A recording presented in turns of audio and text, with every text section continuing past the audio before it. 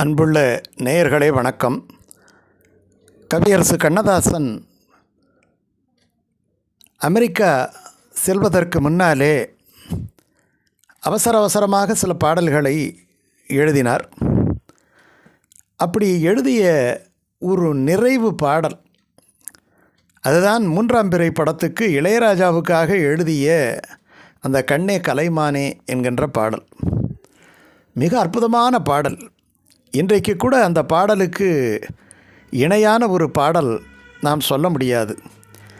அது இசையாக இருக்கட்டும், வார்த்தைகளாக இருக்கட்டும், அதை பாடிய கேஜே யேசுதாஸ் அவர்களுடைய இனிமையான அற்புதமான ஆழமான அந்த குரலாக இருக்கட்டும். அந்த பாடலுக்கு ஒரு மிகப்பெரிய மதிப்பை இன்றைக்கும் தந்தது. அதை அருமையாக காட்சி படுத்தியிருப்பார் இயக்குனர் பாலு மகேந்திரா. அருமையான பாட்டு. பொதுவாக குழந்தைகளைத்தான் தாலாட்டுவார்கள், அதுதானே இயல்பு. ஆனால் யார் குழந்தை? குழந்தைகள் பெரியவர்கள் போல நடந்து கொள்வதுண்டு, பெரியவர்கள் குழந்தைகளைப் போல நடந்து கொள்வதுண்டு. இங்கே ஒரு பெண் சந்தர்ப்ப வசத்தினாலே அவள் குழந்தையைப் போல புத்தி பேதலித்து குழந்தையின் நிலையை அடைகின்றாள். இரக்க குணமுள்ள ஒருவன் அந்த பெண்ணை காப்பாற்றுகின்றான். அந்த பெண்ணினுடைய அத்தனை குழந்தைத்தனங்களையும் தாங்கி கொண்டு அவளுக்கு வைத்தியம் பார்த்து அவள் பழைய நிலையை அடைவதற்கு அவன் பாடுபடுகின்றான். அதுதான் கதை. அப்பொழுது குழந்தையை தூங்க வைப்பது போல இந்த பருவப்பெண்ணை தூங்க வைப்பது, குழந்தை நிலையில் இருக்கக்கூடிய பருவப்பெண், அதுதான் அதில் இருக்கக்கூடிய முக்கியமான விஷயம். அந்த காட்சி அமைப்பு அந்த மாதிரி. அதற்கு ஒரு தாலாட்டு பாட்டு எழுத வேண்டும். ஒரு குழந்தைக்கு தாலாட்டு பாட்டு எழுதுவது என்பது வேறு. ஆனால் குழந்தை மனநிலையில் இருக்கக்கூடிய ஒரு பருவப்பெண், அந்த வயது இருக்கக்கூடிய ஒரு இளைஞன்,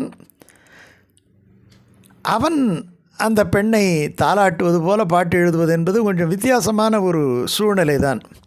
ஆனால் எந்த வித்தியாசமான சூழ்நிலையாக இருந்தாலும் கவியரசு கண்ணதாசன் அவர்களுக்கு அது அனாயாசமானது. அந்த பாட்டை அவர் எழுதி ரெக்கார்ட் பண்ண பிறகு விமான நிலையத்தில் ஒரு வார்த்தையை சொல்லிவிட்டு விமானம் ஏறினாராம். ராஜா கொடுத்து வைத்தவன், இளையராஜா வைத்தேன்னு சொல்லுகின்றார் கவியரசு கண்ணதாசன். அது மட்டுமில்லை, இன்னொரு செய்தியும் அவருடைய கண்ணதாசனுடைய மகன் அண்ணாதுரை கண்ணதாசன் பதிவு செய்திருக்கிறார். இந்த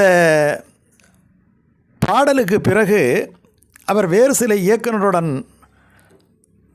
பாடலுக்காக அமர்ந்த பொழுது அந்த சூழ்நிலை, பாடல் இயற்றுகின்ற சூழ்நிலைகளெல்லாம் மாறிவிட்டது. அதனால் கண்ணதாசனுக்கு இனி பாடல்கள் எழுத வேண்டுமா என்கிற ஒரு விரக்தி நிலை ஏற்பட்டு விட்டது என்பதையும் அண்ணாதுரை கண்ணதாசன் சொல்லுகின்றார்.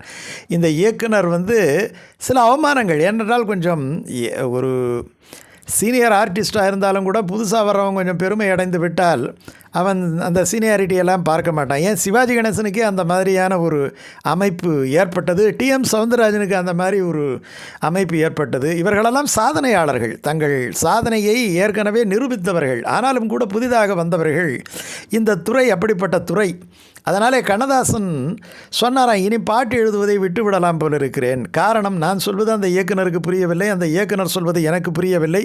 இந்த இடைவெளியை வென்று 6 தலைமுறைகளுக்கும் பாட்டு எழுதக்கூடிய ஆற்றல் படைத்திருந்த ஒரே ஆள் வாலி தான்.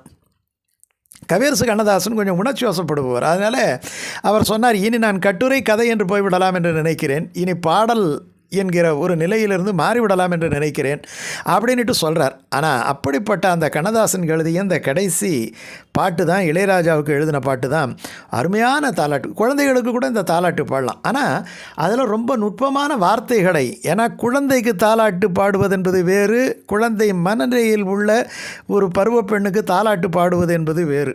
அந்த வரியை அது ஜேசுதாஸ் அப்படியே அதி அற்புதமாக பாடியிருப்பார். இளையராஜா ரொம்ப சிம்பிளாக போட்ட மாதிரி இருக்கும் அந்த இசை. ஆனால் நம்முடைய உள்ளத்தை அப்படியே கவும். கண்ணே கலைமானே கன்னி மயிலென கண்டேன் உனை நானே, அந்திப்பகல் உனை நான் பார்க்கிறேன், ஆண்டவனை இதைத்தான் கேட்கிறேன், ஆரிராரோ. ஓ ஆரிரோ. என்ன அழகாக தெரியுமா பாடுவார். அது அந்த அந்த வார்த்தைகள் அந்த இசையோடு இணைந்து ஒலிக்கின்ற பொழுது நாம் ஏதோ ஒரு சொர்க்கலோகத்திலே மிதப்பது போல நமக்கு தோன்றும் இந்த இசை.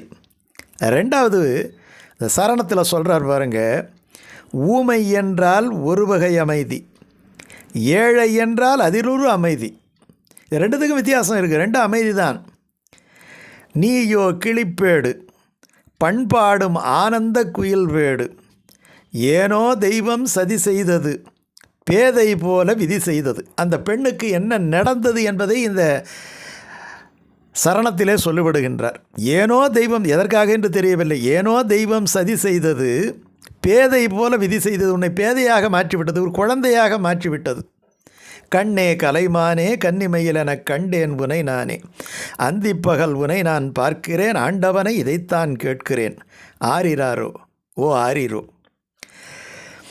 அடுத்த ஒரு சரணத்திலே இந்த கதாநாயகனுக்கும் அந்த குழந்தை நிலையில் இருக்கக்கூடிய பெண்ணுக்கும் உள்ள சில அற்புதமான உறவு, அந்த உறவை பற்றிய சொற்களை பெய்து இந்த சரணத்தை அவர் வார்த்திருக்கின்றார் கவியரசு கண்ணதாசன். காதல் கொண்டேன் கனவினை வளர்த்தேன், கண்மணி உனைத்தான் கருத்தினில் நினைத்தேன், உனக்கே உயிரானேன் எந்நாளும் என்னை நீ மறவாதே, நீ இல்லாமல் எது நிம்மதி, நீதானே என்றும் என் சன்னதி, கண்ணே கலைமானே கன்னி மயிலெனக் கண்டேன் உனை நானே. இந்த காட்சி பின்னால் அந்த படத்தினுடைய கதை முழுக்க சில நேரங்களிலே கண்ணதாசன் புரிந்து கொண்டு பாட்டு எழுதுவார். அந்த பெண் மனநிலை சரியான பிறகு அவளுடைய அன்பு தனக்கு கிடைக்கும் என்று இயங்குகின்ற கதாநாயகன் கடைசியில் அவள் சர்வசாதாரணமாக இவனுக்கு கை காட்டி விட்டு வண்டியில் ஏறி போகின்ற அந்த காட்சியை நினைக்கின்ற பொழுது அதை எடுத்து இந்த சரணத்திலே வைக்கின்றார் அவர். உனக்கே உயிரானேன் எந்நாளும் என்னை நீ மறவாதே, நீ இல்லாமல் எது நிம்மதி, நீதானே என் சன்னதி, கண்ணே கலைமானே கன்னிமையில் எனக் கண்டேன் உனை நானே, அந்தி பகல் உனை நான் பார்க்கிறேன், அந்தி பகல் உனை நான் பார்க்கிறேன், இரவு பகல் என்ற வேறுபாடு இல்லாமல் உனை நான் பார்க்கிறேன், ஆண்டவனை இதைத்தான் கேட்கிறேன், இந்த அன்பினைத்தான் ஆண்டவனிடம் கேட்கிறேன். என்ன அற்புதமான பாட்டு. இந்த பாட்டு எழுதிவிட்டு அமெரிக்காவுக்கு சென்ற கண்ணதாசன் திரும்ப ஒரு உயிரற்ற ஒரு உடலாகத்தான் வந்தார். இது கடைசி ஒரு பாட்டு, ஆனால் அவ்வளவு உணர்ச்சிகளை கொட்டி எழுதிய அற்புதமான பாட்டு இந்த பாட்டு. கண்ணதாசனுடைய பெருமைக்கு இந்த பாட்டு பொதுவாக அந்த நிறைவு பாட்டு ஒரு மகுடமாகத்தான் இருக்கும். அதே போல் திரைத்துறையிலே கிட்டத்தட்ட 30 ஆண்டுகளுக்கு மேலாக அவர் பாடல்களை எழுதியிருந்தாலும் மகுடம் போல அமைந்த ஒரு பாட்டு அவருடைய நிறைவு பாட்டாக அமைந்தது என்பது ஒரு மிகப்பெரிய ஒரு பெருமை.